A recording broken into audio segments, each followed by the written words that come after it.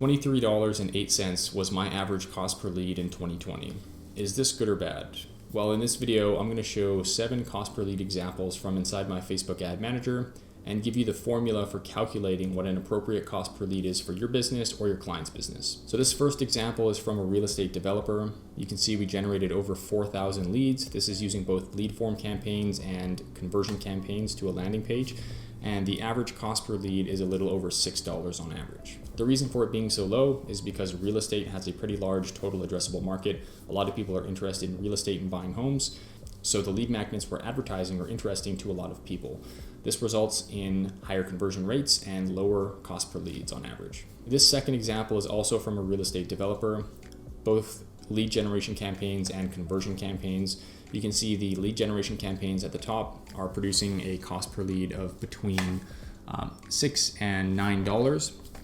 And then the bottom ones there are conversion campaigns where most of our money was spent. The cost per lead did go up a little bit once we switched to landing page campaigns, but the cost per lead was still quite good, averaging between $5 and $10. You can also see we have another campaign at the bottom there with an average cost per lead of $200. That's a bit of a different campaign. We were optimizing for appointments, which could be considered lead generation, much higher intent. But this demonstrates that there's different ways of doing lead generation and that the cost is going to vary depending on what you do as well. This third example is from a more specialty service. The average cost per lead here is just below $30, so quite a bit more expensive than the last two examples. But in this case, the audience size that's interested in this service is much smaller total addressable market. So just because of that, the cost to get in front of these people is a little bit more expensive and the conversion rates are a little bit lower as well. This example is advertising a more fun and engaging lead magnet on Facebook, and the result of that was a much less expensive cost per lead of below $3. This campaign averaged again between $20 and $30. Example number 6 again is between that $20 and $30 cost per lead range. And number 7 has a cost per result here of $1.73. But this was actually optimizing for a different conversion event. But this resulted in 4,084 emails or leads. So the average cost per lead in this case was about $2 anyway, so still very inexpensive. So this table summarizes all of those examples I just shared, sorted by cost per lead, lowest to highest. So you can see that there's a pretty big range here. It goes from about $2 cost per lead all the way up to above $70. So the cost per lead is going to depend greatly on the industry that your business, your client's business operates in, the lead magnet or whatever offer you're advertising, as well as so many other factors as well. Whether or not the cost per lead is actually good or bad totally depends on your business. So now I'm going to show you how you can actually calculate and determine what a good or bad cost per lead is for your business. It starts with understanding your customer lifetime value, which is basically just the gross profit earned on average per customer that your business acquires. So to calculate this, you take the gross lifetime profit of your business and divide it by the total number of unique customers. So let's say we have a gross profit of $167,000. We divide that by our total number of unique customers, which let's say is 233. That gives us a customer lifetime value of $716.74. So that means that on average, every new customer that our business acquires is going to provide to us $716 in gross profit. This doesn't include operational expenses or anything like that.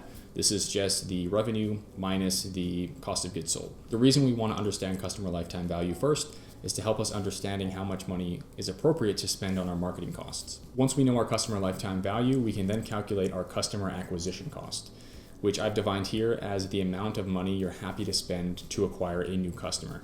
The customer acquisition cost is actually the amount of money you've actually spent on a new customer, but for our purposes here, we're going to try and calculate an appropriate or a desirable customer acquisition cost. So this number is really up to you, or if you're working with a client, it's really whatever they're comfortable with. There's a book called The Automatic Customer that talks about subscription businesses, and in that book, there's a guy named David Skoke who owns a venture capitalist firm who invests in SaaS companies. And he says that when they're evaluating a SaaS company, they're looking for a customer lifetime value to customer acquisition cost ratio of 3-to-1, meaning for every $3 of customer lifetime value you generate, you should spend no more than $1 acquiring that customer with your marketing costs. So if we're sticking with our example, our customer lifetime value was $716.74. We'll divide that by 3. That gives us a customer acquisition cost of $238.91. Once you know your customer acquisition cost, you can then calculate your cost per lead. To do that, we're going to take our total number of unique customers and divide that by the total number of leads, and then multiply that by our customer acquisition cost. So in this case, we have 233 customers. We're going to divide that by a lead database, which we're going to say is 2,754, which gives us 0.0846, and then multiply that by our customer acquisition cost, which is $238.91. That gives us a target cost per lead of $20.21. So what this means is that as long as you spend $20.21 or less on your marketing costs acquiring each new lead, you're going to be profitable, and not only just profitable in general, but you're going to achieve your desired amount of profitability. Okay, so let's take a look at an example here. In this case, it's a real estate developer. Let's say they are selling townhomes which cost $1 million each. They earn a gross profit of 8%, which is $80,000, and their target marketing cost is 20%. So they want to spend no more than $16,000 per sale of a townhouse. With this type of funnel, typically how these units are sold is through showings or appointments. And so in this case, we want to understand how many showings does it take to earn one sale. And let's say that number is $20. We know that from historical data. So we're going to take our target marketing cost of $16,000 and divide that by 20, which gives us an $800 cost per appointment. So as long as we're generating appointments for $800 or less, then we're great. We're then going to take a look at how many leads we need in order to produce one showing.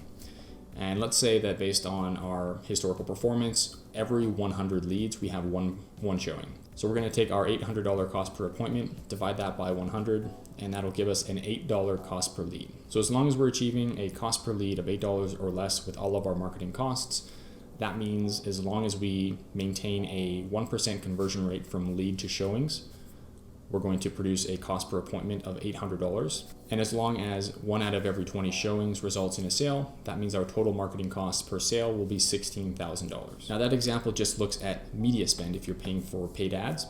So don't forget your fee if you're an agency. So let's say that we have $7,000 in media spend that we're spending on Facebook or another platform, and we generate 1,000 leads. That would be a cost per lead of $7, which is great. But if on top of that, you're an agency and you're charging a monthly fee of $1,500, you need to include that as well, because that's not going to be considered as an operational cost for your client.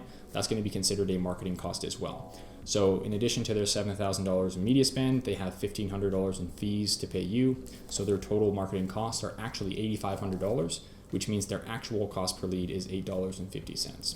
So the lesson from this video is to just take something complex, like cost per lead, and turn it into a simple math equation. When you do it like this, it allows you to make better decisions with how you're spending your marketing dollars. You can have a lot more confidence with how you're spending that money. Also, if you're doing this as an agency, you're going to be able to more clearly communicate value to your clients and instill trust. And lastly, it's going to help you diagnose where in your funnel you need to improve.